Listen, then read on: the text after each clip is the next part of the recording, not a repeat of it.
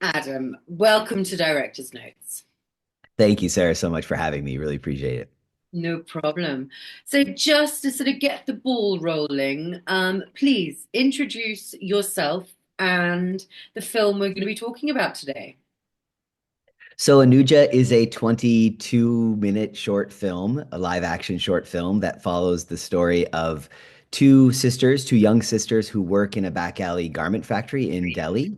And it's a coming of age story that deals with, it's kind of set within a really complicated, difficult, and sometimes, dark space, dealing with issues of child labor and the impact that child labor has on children's development.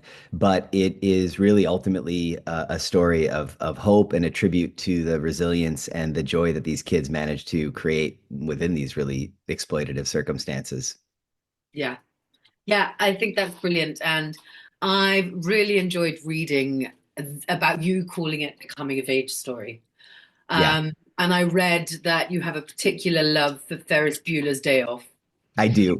I mean, Among others, among others. it's an amazing film. It really is. I mean, And it's appreciated, but maybe underappreciated by like, the highbrow kind of director class. well, I'll have you know that my partner and I were having a very big debate the other day as to which is bigger, The Breakfast Club or Ferris Bueller's Day Off.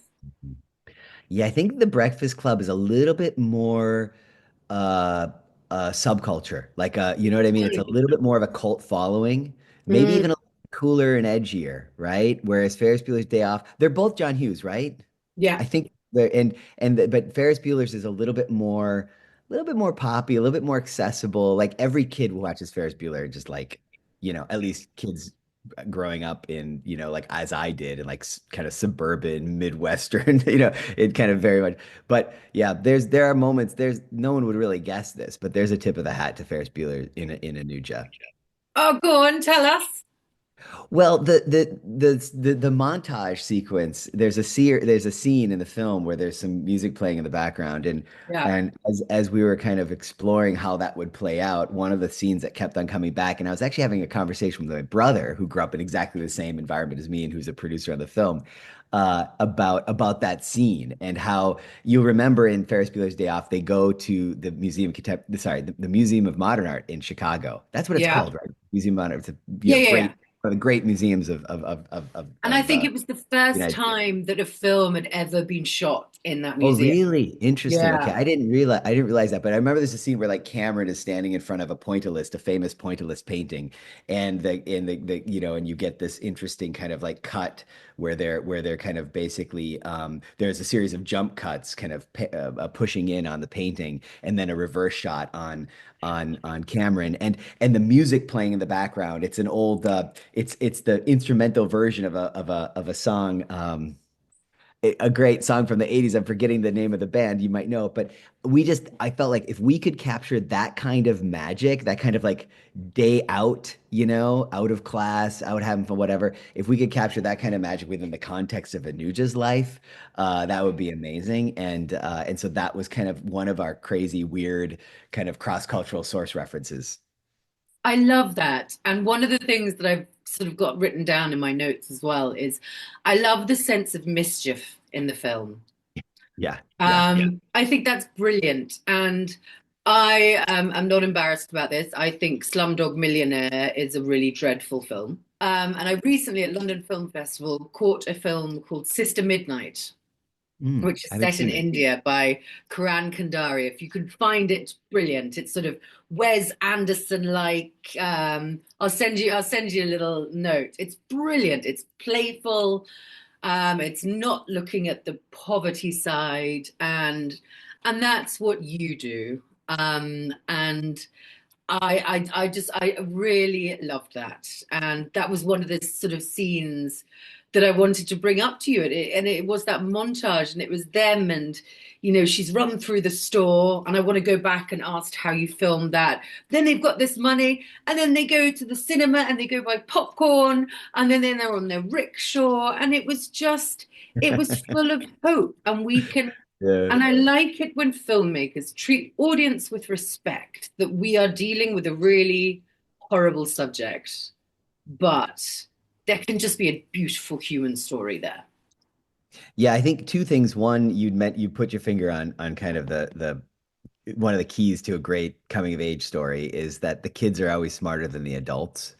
And they're always upending the adults and Yeah. frustrating the Americans and kind of outsmarting them. And that's of course kind of just central to the genre, whether it be Truffaut's Quatre Cents Coups, the 400 Blows, or even like Satyajit Ray's Apu trilogy, the first installment in that tripart, that set of three really epic set of three films. The kids are always the ones kind of taking the lead, and it's always about their agency and their decisions. And even though the adults always think they're the ones driving the bus, that's never the case. So that was kind of baked into the whole concept of doing a coming of age story from the beginning. Now, in terms of the kind of the difficult content of the film, I have to confess that when I started down the path, I didn't necessarily anticipate that it would be. I don't want to use the word uplifting, but maybe as joyful of a film as I think it can be at parts. That was something that really we discovered when we started doing this, site visits, and meeting some of the kids we met with were still working, but were spending a day at a educational facility. They would go in for a day or 2 days out of the week, and then they would be working domestically, and so they were working. There's an organization everybody knows, Save the Children. They had a satellite in South Delhi where they were working with these kids and trying to convince their families to allow their children, especially their daughters, to come and get an education as opposed to stay at home and do uh, outsourced domestic work within the fast fashion industry. So thread cutting, things that would have been done traditionally in a factory, which are now given to kids to do in the home so that it's harder for regulators to track. So, but the point is that we met these kids, and one of the things they did, they put on a dance performance spontaneously for us. It was just random. Like one of the teachers maybe like hit play, and they just burst out into dance and performance, and they were just so incredibly charming, um, so full of life and joy that we thought, this movie has to capture that. It has to capture something about that without minimizing the fact that the products that we buy are often produced by the hands of children. And so like without minimizing how the dark underbelly of child labor and the fact that there are thousands of stories that are really bleak that could be told about child labor, we felt it was important to tell one that paid tribute to the kids, spirit, and also, quite frankly, one that the kids would want to see themselves, since we felt like if it's their story at the end of the day, they have to enjoy it. It has to be something they can watch and would appreciate. We want to do right by them. And so yeah, so those were a lot of the concerns that kind of fed into the tone, the ultimately kind of joyous, uplifting tone of the film. And Yeah. I mean, I'm so grateful that they taught me that because if it weren't for those encounters and those connections, we wouldn't have, I think, a film that's as moving as it is. Yeah, I did.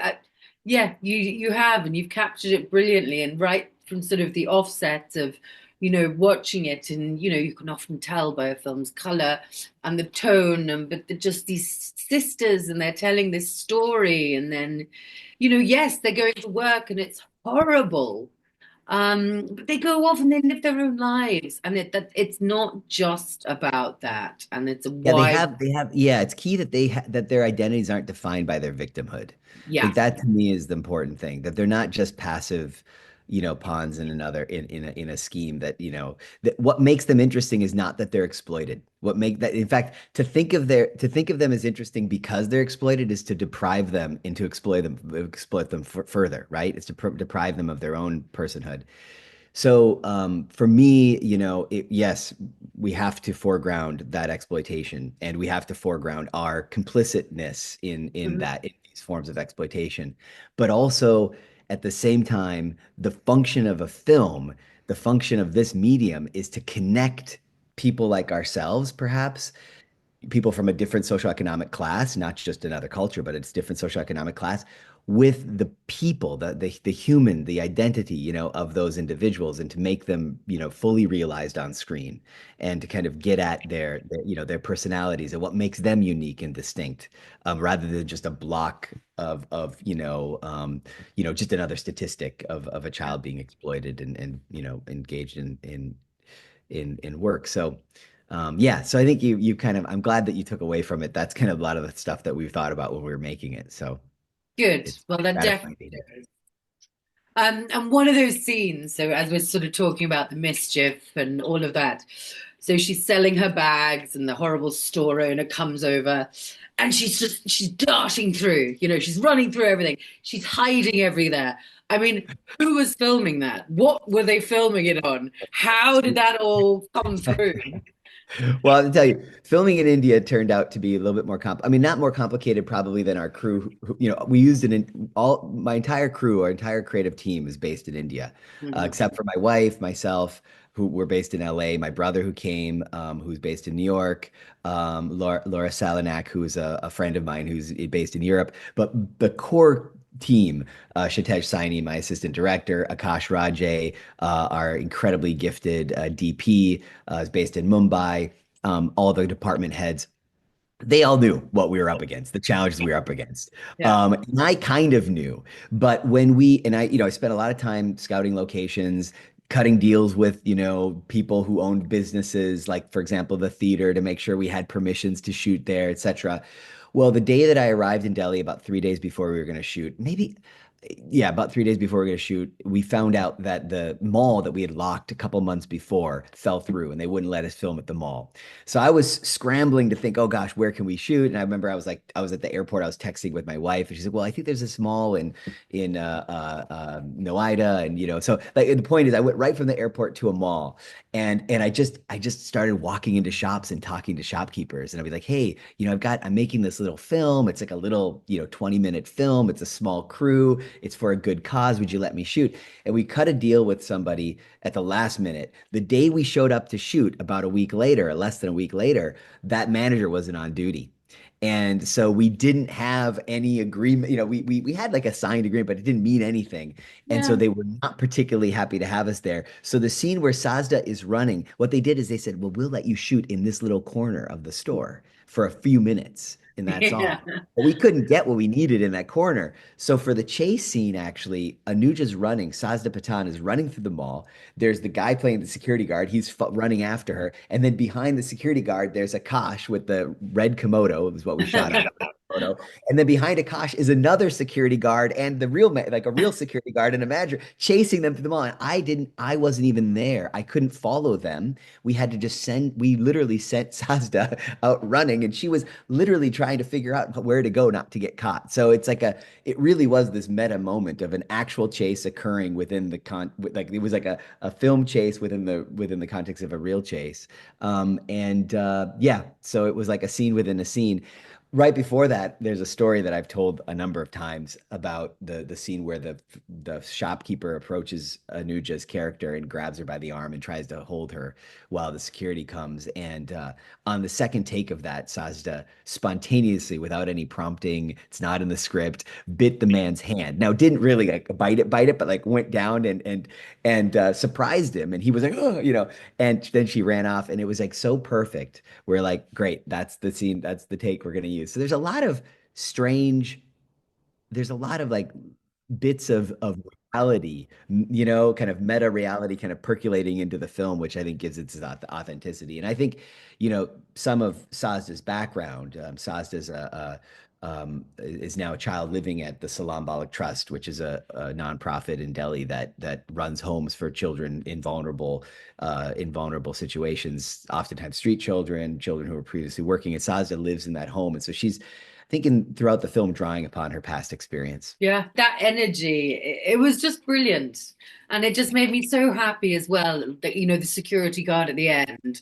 And you Yeah, can just see his face, and he's just like, come on now. I'm not dealing with this. Here's your yeah, bag. Out you get. yeah. You That, know, and yeah. My thought there, by the way, security guard, he was the gentleman who he was basically a guy that I met. He was running. He's a rickshaw vala. He drives a rickshaw in Delhi, and he was asking what we were doing there, and we were like, oh, we're filming a movie. And he said, my wife says I should be a movie actor, and I'm like, yes, you should be. And so he just had this perfect face and just this incredible. He's this big hulking guy, and this guy is just perfect. And he's so sweet. That's the thing. It's so funny. If you just looked at him physically, he's like this giant of a man, scary as can be. And then his personality is the warmest, most charming, person you'd ever meet. But the underlying tone there is that, the security guard in the end kind of identifies with Anuja. They're both underdogs in some ways, right? And he's been the security guard has been berated by the shopkeeper who's of a different, class or caste, and so there's a kind of solidarity between these workers, as it were, and not to make it sound too like, you know, workers of the world unite, but there's definitely that moment of recognition, and of course, it comes out through his emotional response at the end.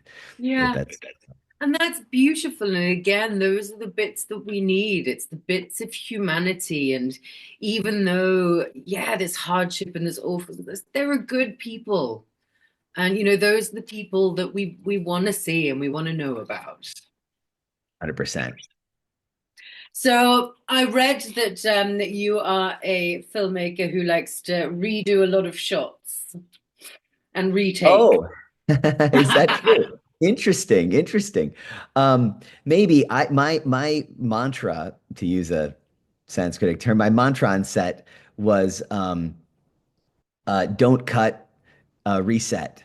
Like I can't keep the camera rolling. I mean, when you're shooting on digital, I try not to give my gaffers the opportunity to adjust lighting, in between shots, because I know that you wind up wasting a lot of time. I'm gonna scare off all the DPs out there. No cinematographer will ever want to work with me again. But like the last thing you need to do, as soon as you like shout cut, all of a sudden the lens is coming off the camera, lights are being adjusted, it's like another 20-minute break. So the whole time I'm on set, I'm just like, no, we get it set up once, we start rolling. Of course, we occasionally cut between takes, but I love to go back, just to kind of get through the shot. And instead of having this whole like, intrusive culture of like cut action, just kind of, let's just go back to first position and let's just kind of, start it over again. And so we would kind of cycle through takes very quickly, which of course makes it a pain for an editor. I was about to say, then like, what do your rushes look like? Yeah, well, we didn't really do rushes. We didn't have like dailies, for example. We didn't have time for dailies or other resources, so we didn't know what we were really capturing each day. It was risky business because we were working on a shoestring budget, shooting over the course of we shot the entire film in basically 4.5 days. And it's 22-minute film, but there's something like, well, over a dozen locations. Yeah. And every time there's a company move in Delhi, you think traffic's bad in LA, spend an afternoon in Delhi. It can take 2.5 hours easily to get from one end of town to another. And so very challenging, and working with, very little limited time. So that was also part of it. We just, we couldn't possibly slate every single take, and yeah, so that was definitely a bit of a challenge. And then, I don't know if a lot of this was done in post-production or if you planned it, but I love your colors. They're bright. India is bright. I've been lucky enough to have been there, and yes, it's dirty and yes, it's whatever, but it is bright and it is loud and it is noisy and it's joyful, and that all comes through.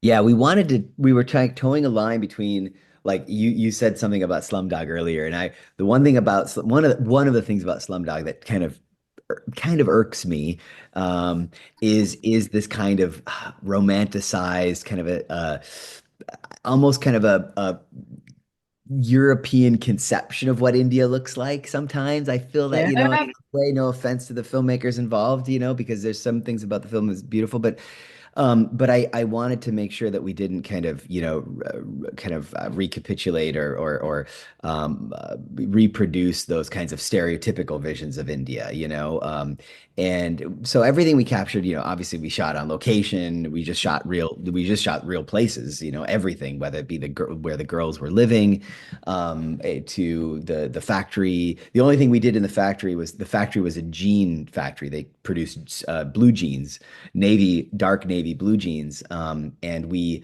and I felt like from the beginning when I dreamt up the film, the girls were making women's apparel, and which would be more colorful, but also more kind of relevant to the story and everything. So when we showed up at the factory, I was like pushing all these piles, like massive piles, like 10-foot piles of jeans off to the side, and we were taking clothes and putting stacking it on top of the jeans and stuff. But beyond that, aside from that, everything is just we captured it as is.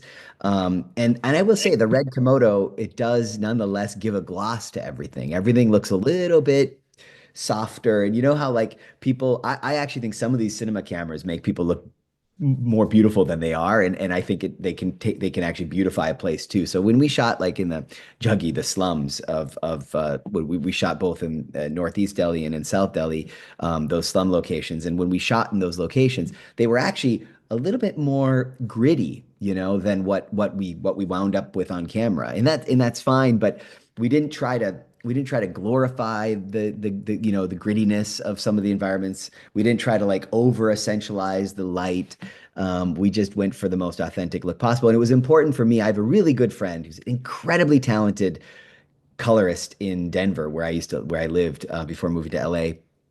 Um, and and he wanted to color the film, but my cinematographer had a friend in Mumbai who was a young colorist, up and coming colorist.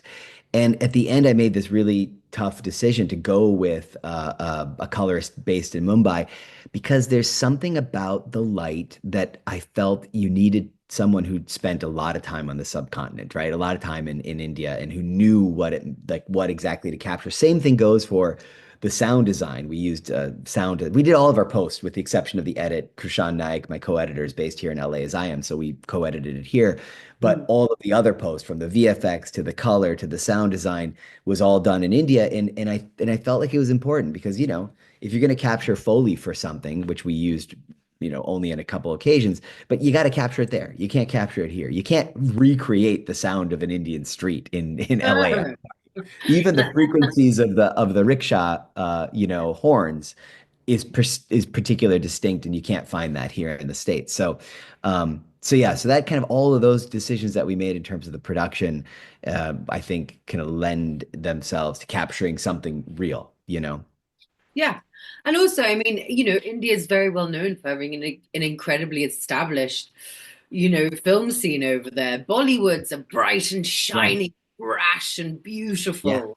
yeah, So yeah, why yeah. not use the people who know how to do that? Exactly. I think a lot of times people forget that, like, India has by certain metrics, a much bigger film industry than Hollywood. Oh my Hollywood's like a little blip on their radar. A lot of times, God, like yeah. the idea of bringing people to India to shoot is just ridiculous. That's like, that would, be like bringing someone to India to teach Sanskrit. It doesn't make any sense. So we worked with talent that was there, and it for me it made it an incredibly rewarding experience, and a lot of the people were already friends of friends, but now they've become some of my best friends, definitely my best friend, people I'm most close to. I hope to work on many projects with the same core team, Yeah. whether in India or in Europe or in the States, because they're just so talented. I will say, just as a side note, they're all quite, not that age matters because I'm new to film, right? So I'm kind of young in the sense of the film industry as well. But these guys are both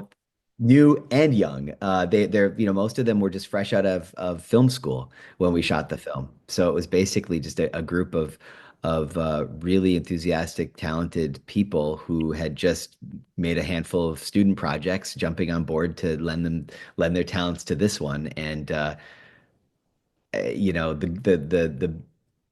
the accomplishment that the recognition the film has received is really 100% tribute to their talents, and of course the talents of the two stars of the film, Sajda and Ananya. That's amazing. And that's what I want. And that's why I love my coverage of the Oscar shorts. Because obviously the big boys, they're the big boys, they're there, we know who they are. But with a lot of the shorts, so we do the documentary, the animated, and the live action. And there's all these different schools of people and all these different levels of where they've been and where they can go. And I just think that is so amazing. And those are the future filmmakers. Yeah. So this is quite early on in your film making journey. What is your biggest takeaway? Um, There's so many. Depending on like just taking maybe your audience into consideration, maybe I would say something. Maybe this is going to be obvious, but the role of the director is if you're an indie filmmaker, the Yeah. role of the director is basically it's very close to the role of a producer. It's basically a creative producer because on the one hand, yes, I wrote and directed the film and I made, I directed the vision of the film but filmmaking is a collaborative medium, and that's what I love about it. That's partly, my day job. It's not even a day job because it's really a vocation. I'm a professor of philosophy, so I'm a philosopher, and that's what I've spent my life, dedicated my life to up until I started making films. Um, and that's a very solo, you do philosophy, sitting in an armchair, scratching your chin, alone with your books and your research. And what I love about filmmaking is that it's a communal activity. And although I understand something of the mystique and the allure of the auteur conception of cinema, which, and I have my own favorite auteurs, Francois Truffaut being one of them, but also people like Wells and, you name it.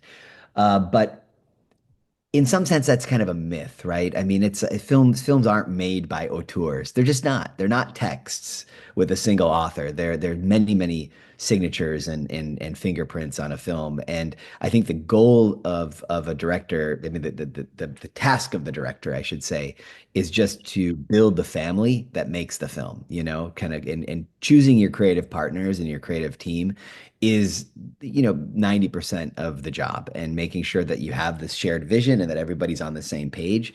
That's I think what the role of the director really ultimately is. And so, when I got into filmmaking, I really did have this kind of auteur conception of cinema, and after having done it now a couple of times, I'm just realizing that it's you know, it might be different if you're just a director hired by a studio to go take on a project that's already mostly baked. Then, of course, that might be very different. Or if you're going to direct an episode of a series for or something like that. But when it comes to real kind of nitty gritty, run and gun type indie filmmaking, directing and producing are just hand in hand. You have to have the energy and the interest to marshal all of the resources and all of the people, and to kind of herd people together and to get to create that family. If you're not that kind of personality, it will be very difficult. I don't want to say personality, but if you rather work as a solo person, maybe that's if you stick with philosophy, you know what I mean? There might be other forms of filmmaking, documentary filmmaking maybe is a little bit less like this. But I do feel like with a film of this nature, it's really just about building a family, and you're going to wind up spending a lot of time with that family. So it's a chosen family as opposed to a biological one. It absolutely is. And I mean, I talk to a lot of filmmakers about this as well. Filmmakers who find their team very early on, sometimes in film school, and then they work together throughout this Yeah. shared language. And also, I love nothing more than like my favorite love affair in cinema is Almodovar. And Oh, Penelope Cruz, like that is yeah. just Yeah. and now we've got Incredible. August Lanthimos and Emma Stone and the things Yeah. they're creating. And Yeah. I just think, But you when can't beat Pedro Almodovar. I'm sorry. It's like, no offense. No offense. That relationship and his films, I mean, it's of course Penelope Cruz, but it is interesting how you have these directors who kind of dip into the same well of talent and build a relationship with an actor. Those partnerships are critical, and yeah, I also kind of hope I get to work with these actresses again, yeah, possibly if I have the right project, of course. yeah, you find your magic people. Yeah. Yeah. And so finally, I mean, so I'm reading this here. So you worked with a trust, Salaam Baalak. That's And, right. Yeah. and obviously the Oscar nomination, as well as celebrating incredible filmmaking, it is bringing a light to these things. And I love that. And I just, have to commend you for what you're doing. And I really hope that this is creating change and new hopes and new futures. I don't think I need any commending. I mean, quite frankly, this is my job is easy and fun.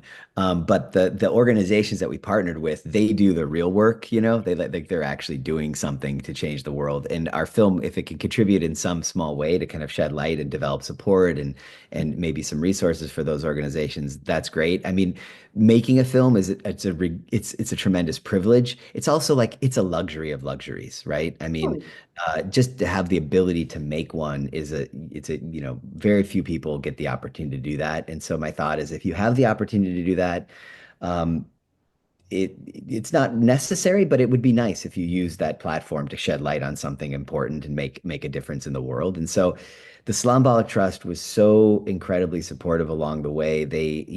Our lead actress, as I mentioned, is a resident of one of the homes that they run for girls in Delhi, and the foundation was established by Mira Nair's family after she made the film Salaam Bombay, which also tells you a little bit about like the ways that film can actually inspire people to do good. And so that organization is a testament to the ability to kind of, use a film for, creating positive change. And they support us along the way with our research. They helped with, some locations. They were just, great partners along the way. And we want to use the film as a vehicle for, raising awareness, raising some funds so that Sajda Patan herself can have a rich and healthy life, that she can kind of get started in the world and, go to college and choose to pursue whatever passion she has. I mean, right now she's a 12-year-old girl. She's an incredible talent, like a natural genius actress. But she's 12, so who knows? She might not decide that acting is the thing. Right now, it's what she wants to do, But I think back, how many of us do as adults what we thought we wanted to do when we were 12. So we want to make sure we provide her with the resources to pursue whatever desire, passion she has, and get her kind of set up in life. And we want to help other kids like her. So the Salaam Baalak Trust. If you Google the Salaam Baalak Trust Delhi or SBT Delhi, you get a website, and people who are listening, they can go. I mean, every dollar counts. The good news Yeah, is that British pounds and American dollars go quite far in India. So every amount counts, and we're hoping to we're going to do a social impact campaign. We partnered with the Shine Global, which is a nonprofit production company that kind of specializes in leveraging films for to transformative change, and for everything from lobbying in Congress to change laws that will help reduce child labor, because child labor is kind of one of those invisible elements of the supply chain. If you go to H&M and you ask them about their supply chain, they can't even tell you whether there are kids involved, whether there are exploitative work conditions somewhere along the chain, and that's a problem. And the only way to fix that is by pushing Congress and our legislative bodies to demand more transparency, and the more resources go into that. So and I'm doing this as if this came from H&M, which it didn't, but nonetheless. So yeah, so to make people more aware and more active and more engaged and more conscientious about the choices they make as consumers is obviously part and parcel of the project. yeah, it all goes hand in hand. But I will commend you for it. Well, thank you. Well, I commend you for helping us get the word out and for letting your people know about the Slambach Trust and the great work they do. So appreciate that. Absolutely. Thank you, Adam. This has been great. Thank you, Sarah. Really enjoyed the conversation.